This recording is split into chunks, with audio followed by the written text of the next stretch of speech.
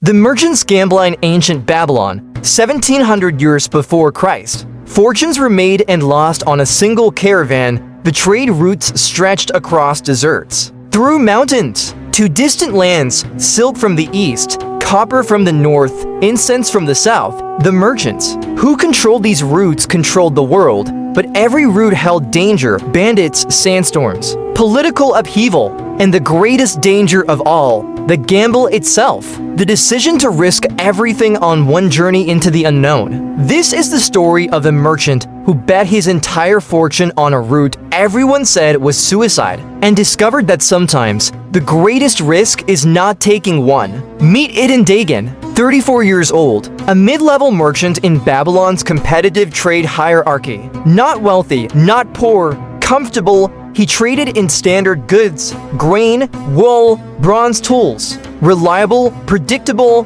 profitable enough to feed his family. Not profitable enough to ever become truly wealthy. He had been trading the same routes for 12 years, Babylon to Ur, Babylon to Sippar, safe routes, known routes. Routes where 100 other merchants competed, driving prices down and profits to barely sustainable levels. His father had been a merchant. His grandfather, 3 generations of comfortable mediocrity, earning enough, never risking enough, and Idun Dagan was becoming his father. Same roots, same goods, same modest life stretching into a modest future.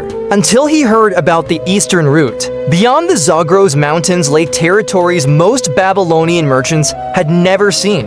The Indus Valley, lands of exotic goods, lapis lazuli, carnelian, precious stones that sold in Babylon for 50 times their purchase price, spices unknown in Mesopotamia, textiles of impossible quality, fortunes waiting for anyone brave enough to make the journey. But the route was brutal. 3 months of travel through mountain passes controlled by hostile tribes, across deserts with no reliable water sources, through kingdoms that charged extortionate taxes. Most merchants who attempted it never returned, killed by bandits, dead from dehydration, imprisoned by suspicious border guards. The few who did return came back transformed, either spectacularly wealthy or completely broken. There was no middle ground on the eastern route. You won everything or lost everything.